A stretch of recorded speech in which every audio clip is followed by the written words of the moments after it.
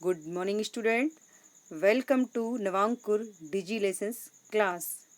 मैं हूँ सीमा साद और एक बार पुनः आप सभी के बीच उपस्थित हूँ।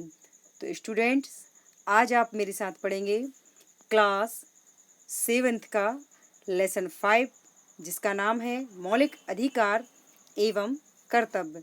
तो आज इस वीडियो में हम मौलिक अधिकार एवं कर्तव्य के बारे में समझने की कोशिश करेंगे और मैं मौलिक अधिकार एवं कर्तव्य के ऊपर आपको एक कहानी सुनाती हूँ। शायद आप इस कहानी के माध्यम से समझ पाएँ या आपको मौलिक अधिकारों के बारे में इस कहानी के माध्यम से समझने में आसानी हो। तो मैं शुरुआत कर रही हूँ कहानी से। प्रधानमंत्री सड़क योजना के तहत प्रधानमंत्री ग्रामीण सड़क निर्माण योजना के तहत गांव-गांव को मुख्य सड़कों से जोड़ा जा रहा था या जोड़ा जा रहा है। निपानिया गांव को भी मुख्य सड़क से जोड़ने हेतु इंजीनियर ने कार्य शुरू किया। शनिवार को साप्ताहिक मजदूरी भुगतान देने का दिन तय किया गया और शनिवार की सुबह 10 बजे से ही महिला एवं पुरुष मजदूर पंचायत भवन के पास इकट्ठे होने लगे। 11 बजे के करीब इंजीनियर और ठेकेदार वहां पर पैसा लेकर पहुंच गए। पंचायत भवन से मेज कुर्सी मंगवाकर या कुर्सी टेबल मंगवाकर ठेकेदार ने वहां पर मजदूरी बांटना शुरू किया। तो पहले पुरुष मजदूरों को पूरी पूरी मजदूरी दे दी गई। फिर महिलाओं की बारी आई तो महिलाओं को पुरुषों के अपेक्षा आधी मजदूरी दी जाने लगी। 3-4 महिलाओं ने तो आधी मजदूरी ले ली, लेकिन उनमें से ही एक ललिता नाम की मजदूर थी या महिला थी। उसने ठेकेदार से आधी मजदूरी लेने से मना कर दिया और उसने कहा कि हम आधी मजदूरी नहीं लेंगे। ललिता ने मजदूरी लेने से इनकार करते हुए कहा कि हमारी साक्षरता की किताब में साफ लिखा है कि समान कार्य के लिए समान मजदूरी दी जाती है। जब तक सब महिलाओं को पूरी पूरी मजदूरी नहीं मिलेगी, कोई भी मजदूरी नहीं लेगा। हम अपना शोषण नहीं होने देंगे। तो स्टूडेंट, यहाँ पर मैं आपको थोड़ा सा और क्लियर करना चाहूँगी कि प्रधानमंत्री ग्रामीण सड़क योजना के तहत गांव-गांव को मुख्य सड़कों से जोड़ा जा रहा है। मीन्स गांव की सड़कों को मुख्य मार्गों से जोड़ा जा रहा है। तो इसके लिए निपानिया गांव में सड़क का कार्य चल रहा था। वहां पर महिला और पुरुष दोनों ही प्रकार के मजदूर काम कर रहे थे। तो वहां पर शनिवार का दिन मजदूरी का भुगतान करने के लिए तय किया गया था और शनिवार के दिन सुबह 10 बजे पंचायत भवन के सामने ठेकेदार और इंजीनियर ने वहां पर मजदूरी देना शुरू किया। तो पहले तो पुरुष मजदूरों को पूरी पूरी मजदूरी दे दी गई। सब पुरुषों ने ले ली। उसके बाद नंबर आया महिलाओं का। तो कुछ महिलाओं ने मीन्स 2-4 महिलाओं ने मजदूरी ले ली, लेकिन उसमें से एक ललिता नाम की महिला का जब नाम पुकारा गया मजदूरी लेने के लिए, तो उसने मजदूरी लेने से मना कर दिया और उसने कहा कि हमारी साक्षरता की किताब में स्पष्ट लिखा है कि समान कार्य के लिए समान मजदूरी दी जाती है। मीन्स उसका कहने का तात्पर्य यह था कि हमारी जो साक्षरता की किताब है, मीन्स हमारे जो कानून की किताब है या भारतीय संविधान है, उसमें यह स्पष्ट लिखा गया है कि समान कार्य के लिए समान मजदूरी या समान वेतन दिया जाएगा। तो यहाँ पर मैं आपको एक बात और क्लियर करना चाहूँगी। समान कार्य के लिए समान वेतन मीन्स एक सा काम, जो काम महिला और पुरुष दोनों कर रहे हैं और काम एक ही प्रकार का है। हम यहाँ पर बात कर रहे हैं मजदूरी की, तो वही काम महिलाएं काम कर रही थी, वही मजदूरी का वही काम पुरुष कर रहे थे, लेकिन पुरुषों को पूरी पूरी मजदूरी दी जा रही थी और महिला मजदूर को आधी मजदूरी दी जा रही थी। मीन्स उनकी जो मजदूरी का भुगतान था उसमें अंतर था महिला और पुरुष की मजदूरी में। ललिता ने इस अंतर को समझा और अपनी मजदूरी लेने से उसने क्या कर दिया, मना कर दिया और कहा कि हमारी साक्षरता की किताब में लिखा है कि समान कार्य के लिए समान मजदूरी दी जाएगी। तो मीन्स अगर एक सा काम कर रहे हैं, एक समान कार्य है, कोई भी काम हो, चाहे मजदूरी हो या इसके अलावा और कोई भी है, जिसमें महिला और पुरुष दोनों काम करते हैं, तो दोनों की जो मजदूरी है या तनख्वाह है वह एक समान होना चाहिए। लेकिन यहाँ पर ऐसा नहीं था। महिलाओं को आधी मजदूरी दी जा रही थी और पुरुषों को पूरी मजदूरी दी जा रही थी। लेकिन और फिर ललिता ने मजदूरी लेने से मना करने के साथ ही यह भी कहा उसने कि जब तक पूरी महिलाओं को पूरी मजदूरी नहीं मिलेगी, कोई मजदूरी नहीं लेगा और हम अपना शोषण नहीं होने देंगे। तो यहाँ पर स्टूडेंट एक शब्द आया शोषण। तो इसने कहा कि हम अपने अधिकार का शोषण नहीं होने देंगे। ललिता ने ठेकेदार से कहा कि हमें भी पुरुषों के बराबर मजदूरी चाहिए। मीन्स जितनी मजदूरी का भुगतान पुरुष मजदूरों को किया जा रहा है उतनी ही मजदूरी हमें भी मिलनी चाहिए। अगर आपने हमें पुरुषों के बराबर मजदूरी नहीं दी तो हम कलेक्टर को लिखेंगे। मीन्स कलेक्टर को शिकायत करेंगे। तो कलेक्टर मीन्स क्या कौन होता है स्टूडेंट? जिले का जो सबसे बड़ा अधिकारी होता है उसे हम कलेक्टर कहते हैं। कलेक्टर को जिलाधीश भी कहते हैं, जो पूरे जिले का न्यायाधीश होता है। जिलाधीश और उसको शॉर्ट में डीएम भी कहते हैं। Means district magistrate. District magistrate, जिलाधीश या कलेक्टर, तीनों एक ही पद के नाम हैं। तो यहाँ पर कलेक्टर जो नाम है वो शायद ज़्यादा फेमस है और लोग बहुत जल्दी समझते हैं। तो ललिता ने कहा कि यदि हमें पूरी मजदूरी नहीं दी गई तो हम कलेक्टर को लिखेंगे। मीन्स कलेक्टर को शिकायत करेंगे। तो शोर सुनकर गांव के लोग पंचायत भवन के पास इकट्ठे होने लगे। तभी गांव की पाठशाला के जो प्रधानाध्यापक थे वह भी वहां पर पहुंच गए और उन्होंने ठेकेदार को समझाया कि ललिता ठीक कहती है, यह गांव अब पढ़ लिख गया है, महिलाएं अपने अधिकार जानने लगी हैं, इनका आप शोषण ना करें। समझाने बुझाने पर ठेकेदार मान गया और महिला मजदूरों को भी उसने पुरुष मजदूरों के बराबर मजदूरी दी। सभी महिलाएं बहुत खुश हुईं ललिता की जागरूकता से और ललिता ने उन्हें जागरूक कर दिया। सभी लोग या सभी महिलाएं अपने अधिकारों को जानने के लिए उत्सुक दिखीं।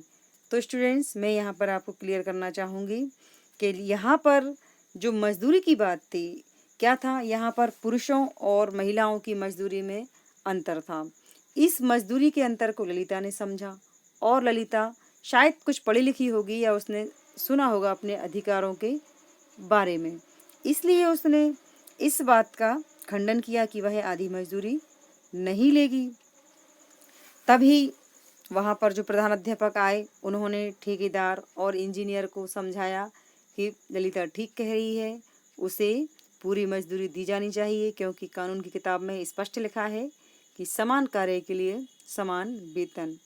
इसलिए ठेकेदार मान गया और उसने सभी महिलाओं को पूरी मजदूरी दी। तो यहाँ पर ललिता की थोड़ी सी जागरूकता ने सबका भला कर दिया, यानी सभी को बराबर मजदूरी मिल गई। सभी महिलाएं बहुत खुश हुईं। तो स्टूडेंट्स, मैं आपको यहाँ पर बताना चाहूँगी, यहाँ पर क्या था, महिलाओं का शोषण हो रहा था। इस कहानी में एक चीज़ निकल कर आ रही है, क्या है कि समान कार्य के लिए समान वेतन, और यहाँ पर ठेकेदार और इंजीनियर महिलाओं का शोषण कर रहे थे। तो ललिता नाम की महिला ने ये जो शोषण कर रहे थे महिलाओं को आधी मजदूरी बांटकर काम वो एक सा करते थे, तो इसका विरोध किया और उसके विरोध ने सभी लोगों को सही राह दिखाई और उन्हें अपना अधिकार मिल गया और सबको उस दिन से एक समान मजदूरी मिलने लगी, महिला और पुरुष दोनों को। तो यहाँ पर ललिता की जागरूकता ने सभी को जागरूक कर दिया। फिर उसके बाद सामने बैठा एक छात्र सुनील खड़ा हो गया और उसने प्रधानाध्यापक से पूछा कि सर हमें भी अपने अधिकारों के बारे में बताइए। तब शिक्षक ने कहा कि तुम्हारा अधिकार है कि तुम्हें शिक्षा के अवसर प्राप्त हों और तुम्हारा कर्तव्य यह है कि तुम नियमित रूप से शिक्षा ग्रहण करो।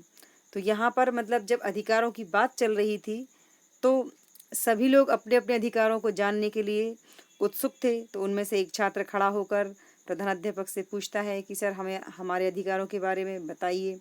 तब प्रधानाध्यापक ने उन्हें बताया या उस छात्र को बताया कि तुम्हारा यह अधिकार है कि तुम्हें शिक्षा प्राप्त हो, नियमित रूप से तुम्हें शिक्षा मिले और तुम्हारा एक कर्तव्य यह है कि तुम जो शिक्षा तुम्हें मिल रही है उसे ग्रहण करो, यानी नियमित रूप से स्कूल जाओ। तो अधिकारों की हम बात कर रहे हैं और अधिकार जो होते हैं वो हमारे कर्तव्यों से जुड़े होते हैं। तो स्टूडेंट्स, अब आप इस कहानी में समझ गए होंगे कि हम यहाँ पर अधिकारों की बात कर रहे थे और ललिता नाम की जो महिला थी उसने अपना अधिकार अपनी थोड़ी सी समझदारी से के कारण अपना अधिकार ले लिया, साथ में दूसरी महिलाओं के अधिकारों का भी हनन नहीं होने दिया। तो उसने कैसे अधिकार लिया? क्योंकि उसे पता था कि हमारे भारतीय संविधान के अनुसार भारतीय नागरिकों को 6 मौलिक अधिकार दिए गए हैं। तो स्टूडेंट्स, हम यहाँ पर बात मौलिक अधिकारों की ही कर रहे हैं। तो आइए अब हम देखते हैं कि हमारे मौलिक अधिकार हैं कौन कौन से।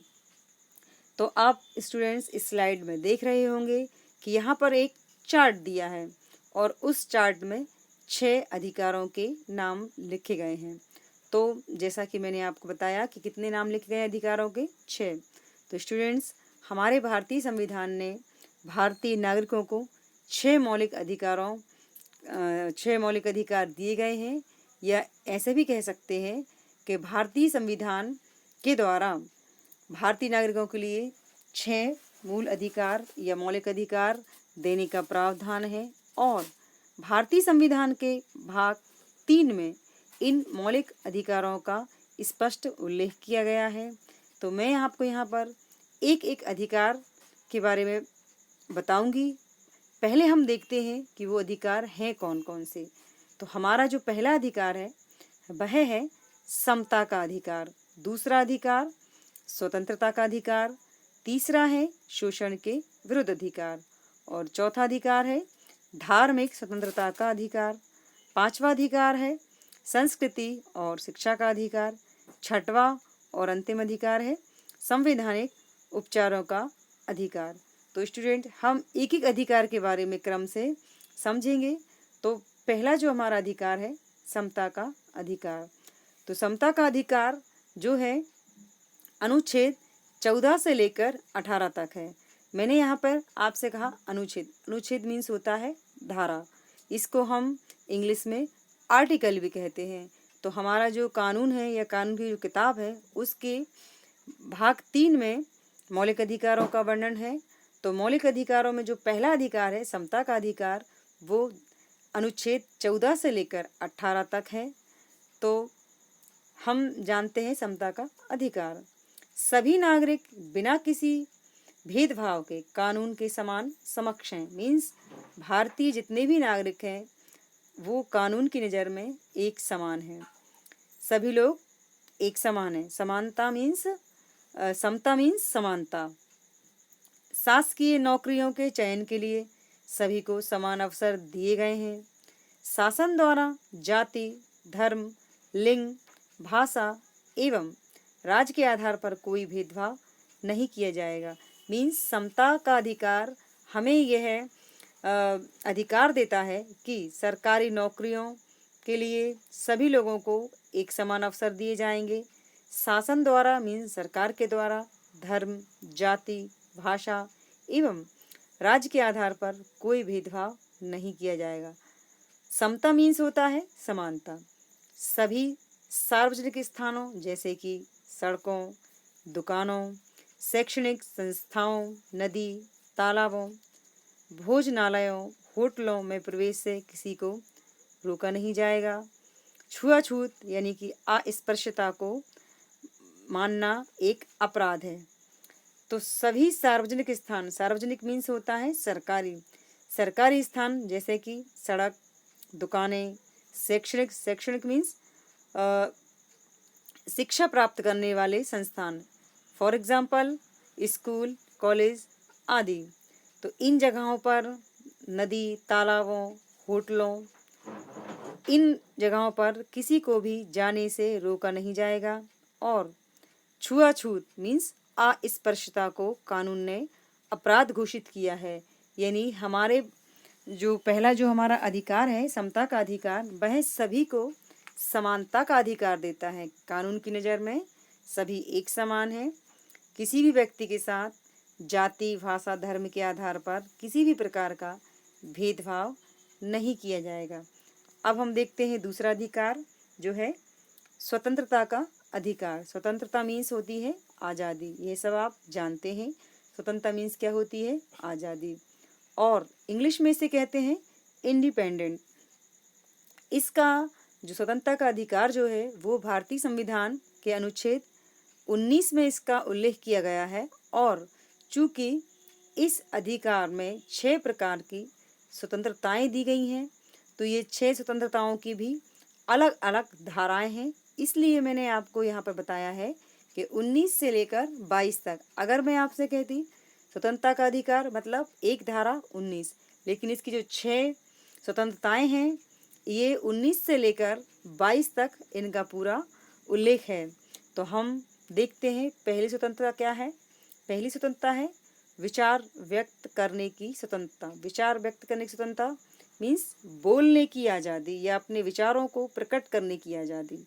विचार व्यक्त करने की स्वतंत्रता यानी कि हमें बोलने की आज़ादी और अपने विचारों को किसी भी माध्यम से प्रकट करने की आज़ादी।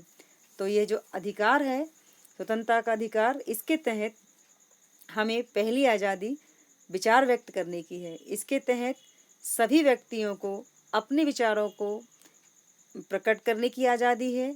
और यह विचार वह भाषण के द्वारा और लिखकर, बोलकर दूसरे तक पहुंचा सकते हैं और दूसरे को विचारों को जानने की भी आज़ादी है।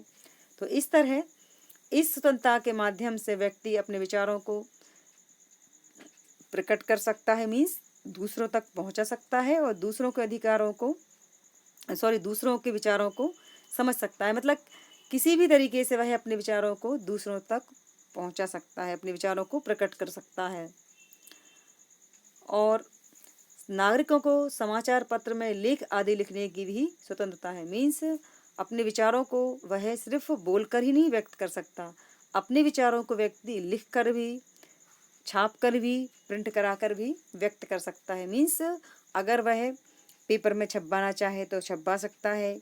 यदि वह टीवी पर बोलकर सुनाना चाहे, रेडियो पर, तो भी वह अपने विचारों को व्यक्त कर सकता है। किसी भी तरीके से, किसी भी माध्यम से अपने विचारों को वह व्यक्त कर सकता है। उसे अपने विचार व्यक्त करने की आज़ादी है।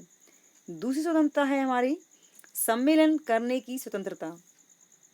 हमें अपने विचारों की स्वतंत्रता पूर्वक समझने, समझाने के लिए सभा करने या जुलूस करने की स्वतंत्रता है। मतलब सम्मेलन करने की स्वतंत्रता से मतलब यह है कि हमें अपने विचारों को स्वतंत्रता पूर्वक समझने के लिए और समझाने के लिए और जुलूस निकालने की आज़ादी है। लेकिन इस प्रकार के सम्मेलन या जुलूस में हथियार आदि नहीं लिए जा सकते। यानी हमें अपने विचारों को हम व्यक्त कर सकते हैं, दूसरों को समझा सकते हैं और इसके लिए हम जुलूस भी निकाल सकते हैं। लेकिन इस प्रकार के सम्मेलन या जुलूस में हथियार आदि नहीं ले जा सकते। जुलूस कैसा होना चाहिए? शांतिपूर्ण होना चाहिए। वे सभी व्यक्ति जो किसी बात पर एक समान विचार रखते हों अपने अधिकारों के लिए इकट्ठे होकर संगठन बना सकते हैं। मीन्स जो लोग एक समान विचार रखते हैं वह अपने विचारों के लिए इकट्ठे होकर एक संगठन, अपने विचारों को एक दूसरे के सामने रखकर संगठन भी बना सकते हैं। तीसरी जो हमारी स्वतंत्रता है वह है भ्रमण की स्वतंत्रता। भ्रमण मीन्स क्या होता है? घूमना, यानी घूमने की, देश में कहीं भी आने जाने की आज़ादी, घूमने की आज़ादी। तो भारत का संविधान सभी भारतीय नागरिकों को बिना किसी विशेष अधिकार पत्र के देश में कहीं भी आने जाने की स्वतंत्रता प्रदान करता है। मीन्स अगर किसी भी भारतीय व्यक्ति को हमारे देश के अंदर कहीं भी घूमने जाना है, भ्रमण करने के लिए जाना है, तो उसके लिए किसी भी परमिशन की आवश्यकता नहीं होती है। मीन्स बिना किसी परमिशन के देश में वह कहीं भी घूम सकता है, आ जा सकता है। और मैं आपको एक और बात यहाँ पर स्टूडेंट क्लियर करना चाहूँगी।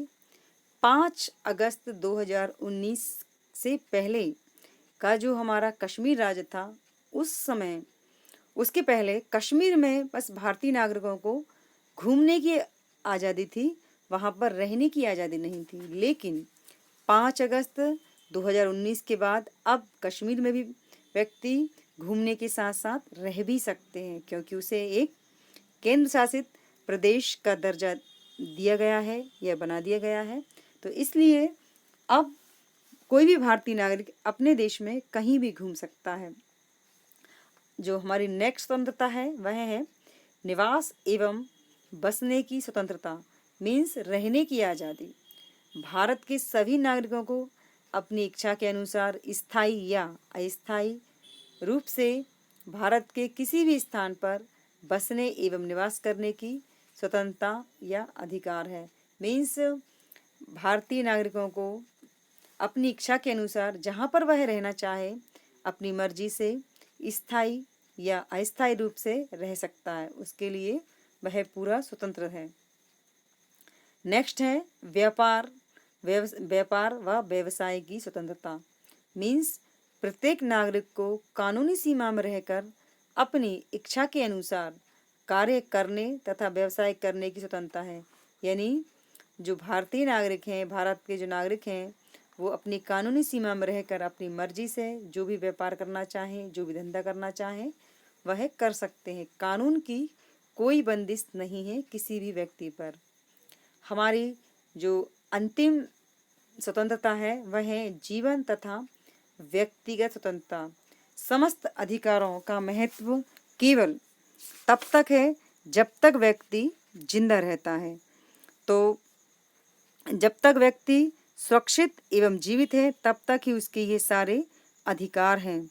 संविधान नागरिकों को जीवन व सुरक्षा का अधिकार प्रदान करता है। संविधान के अनुसार व्यक्ति को उसकी इच्छा के विरुद्ध जबरदस्ती कहीं भी नहीं ले जाया जा सकता। मीन्स जीवन तथा व्यक्तिगत स्वतंत्रता, यानी जीवन जीने की स्वतंत्रता तो है ही, साथ में व्यक्तिगत स्वतंत्रता भी है। मीन्स जीने का अधिकार उसे है, साथ में उसकी मर्जी के खिलाफ उससे ना तो कोई काम कराया जा सकता है और ना ही उसे कहीं ले जाया जा सकता है। अब हम आगे बढ़ते हैं और देखते हैं तीसरा अधिकार जो है शोषण के विरुद्ध अधिकार।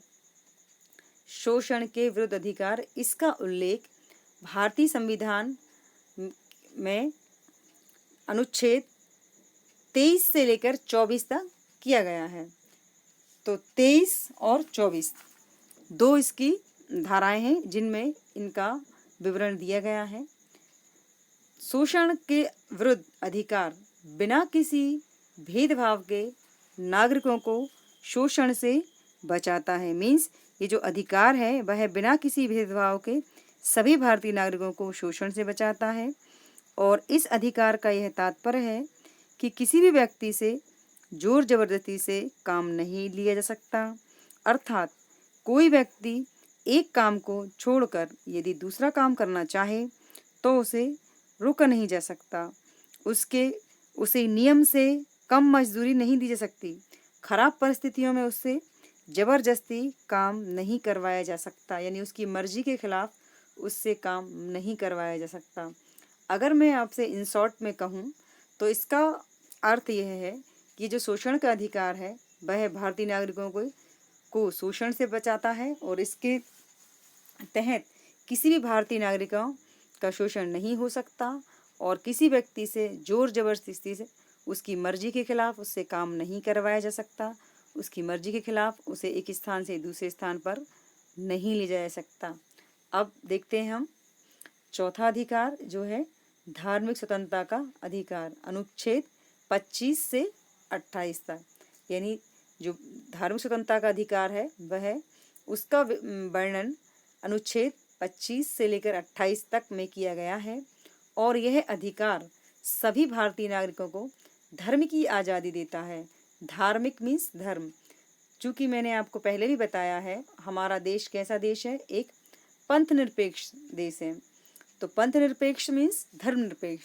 तो इसलिए जो हमारा ये चौथा अधिकार है वह धार्मिक स्वतंत्रता की आज़ादी देता है। मतलब भारत के सभी नागरिक बिना किसी भेदभाव के अपने धर्म को मानने के लिए स्वतंत्र हैं और कानून किसी भी प्रकार का भेदभाव किसी भी भारतीय नागरिकों के साथ नहीं करते, चाहे वह किसी भी धर्म का हो, चाहे कोई व्यक्ति हिंदू हो, मुस्लिम हो, ईसाई हो, पारसी हो, उसे अपनी मर्जी के अनुसार अपने धर्म के या अपने धर्म को मानने की आज़ादी है। अपने अनुसार वह उपासना कर सकता है, अपनी मर्जी से जिस धर्म को उसे अपनाना है वह अपना सकता है। मीन्स यह अधिकार सभी भारतीय व्यक्तियों को धर्म की आज़ादी देता है और सभी व्यक्ति अपने अपने धार्मिक रीति रिवाजों के अनुसार अपने धर्म को मान सकते हैं, उनका पालन कर सकते हैं। किसी भी व्यक्ति को उसके धर्म के अनुसार चलने से उसे रोका नहीं जा सकता, अपने धर्म को मानने से उसे रोका नहीं जा सकता और सभी भारतीय व्यक्तियों को अपने अपने तरीके से उपासना करने की आज़ादी है। मीन्स धर्म के आधार पर किसी भी व्यक्ति के साथ कोई भेदभाव नहीं होगा और सभी भारतीय व्यक्तियों को, चाहे वह किसी भी धर्म के हों, भारत में अनेक धर्म हैं, भारत में कोई एक धर्म नहीं है। कानून के अनुसार भारतीय संविधान ने किसी भी एक धर्म को मान्यता नहीं दी गई है। भारत में जितने भी धर्म हैं, चाहे हिंदू हो, मुस्लिम हो, ईसाई हो, कोई सा भी धर्म हो, सभी धर्मों को एक समान माना गया है। इसलिए धार्मिक स्वतंत्रता का अधिकार इसे कहा जाता है। अब हम आगे बढ़ेंगे, देखेंगे अंतिम अधिकार हमारा पांचवा अधिकार जो कि संस्कृति और शिक्षा का अधिकार है। तो भारत में विभिन्न भाषा बोलने वाले लोग रहते हैं, उनकी अपनी अपनी संस्कृति है। हमारा संविधान इन सभी को अपनी संस्कृति, भाषा और लिपि को सुरक्षित रखने का अधिकार देता है। मीन्स ये जो हमारा पांचवा अधिकार है संस्कृति और शिक्षा का अधिकार, तो संस्कृति आप सब जानते हो और शिक्षा के बारे में भी आप जानते ही हैं। तो यह अधिकार सभी भारतीय नागरिकों को अपनी अपनी संस्कृति को अपने तरीके से मनाने की आज़ादी देता है और सभी भारतीय व्यक्तियों को शिक्षा प्राप्त करने का अधिकार भी देता है।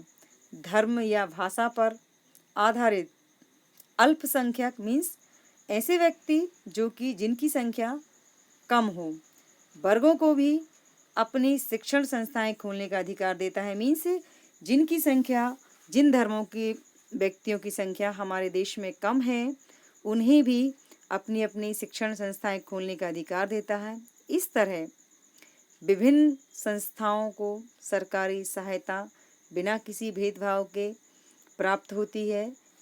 तो यह हमारा था शिक्षा और संस्कृति का अधिकार, या ये कहें कि संस्कृति और शिक्षा का अधिकार। और इसका वर्णन कौन से अनुच्छेद में है? इसका वर्णन है 29 से लेकर 30 अनुच्छेद में। मीन्स 29 और 30 धारा है, उनमें संस्कृति और शिक्षा के अधिकार का वर्णन किया गया है। अब हम देखते हैं लास्ट अधिकार जो कि है संवैधानिक उपचार का अधिकार। तो मीन्स जो हमारा छठवां अधिकार है मौलिक अधिकार, वो क्या है? संवैधानिक उपचार का अधिकार। और इसका वर्णन अनुच्छेद 32 से लेकर 35 तक में किया गया है। तो भारत का संविधान समस्त नागरिकों को मौलिक अधिकारों की गारंटी देता है। यानी जो हमारे देश का कानून है वह सभी भारतीय नागरिकों के अधिकारों की रक्षा करने की गारंटी देता है और संविधान इसके लिए पर्याप्त एवं प्रभावपूर्ण सुरक्षा दी गई है। मतलब संविधान में इसके लिए पर्याप्त प्रभावपूर्ण सुरक्षा दी गई है। मीन्स जो अधिकार दिए गए हैं उनकी रक्षा करने की जिम्मेदारी भी है। इससे सरकार या कोई भी नागरिक दूसरे व्यक्ति के अधिकारों का हनन नहीं कर सकता। मीन्स अधिकार के इस अधिकार के कारण कोई भी व्यक्ति दूसरे व्यक्ति के अधिकारों का हनन नहीं कर सकता। मीन्स छीन नहीं सकता। संवैधानिक उपचार के अधिकार के अंतर्गत नागरिक अपने अधिकारों के हनन होने पर न्यायालय जा सकते हैं। न्यायालय उनके मौलिक अधिकारों की रक्षा करता है और संकटकालीन स्थिति में सरकार मौलिक अधिकारों को स्थगित कर सकती है। तो कहने का अर्थ यह है कि ये जो हमारा लास्ट अधिकार है, यह है सभी नागरिकों को मौलिक अधिकारों की रक्षा करने की गारंटी देता है और इसके लिए कानून में पर्याप्त सुरक्षा की व्यवस्था की गई है। और इस अधिकार के तहत किसी भी भारतीय व्यक्तियों के अधिकारों का हनन नहीं हो सकता। और संवैधानिक उपचार के अधिकार के अंतर्गत नागरिकों के यदि अधिकारों का हनन होता है, मीन्स उनके अधिकारों को यदि कोई छीनने की कोशिश करता है तो व्यक्ति न्यायालय जा सकता है। मतलब न्यायालय से अपने अधिकारों की रक्षा की मांग कर सकता है। यानी ये जो हमारे मौलिक अधिकारों की रक्षा की जो जिम्मेदारी है वह सुप्रीम कोर्ट की है। यानी जो 6 मौलिक अधिकार हैं तो इनकी रक्षा की जो जिम्मेदारी है वह मौलिक अधिकारों की सुप्रीम कोर्ट की है।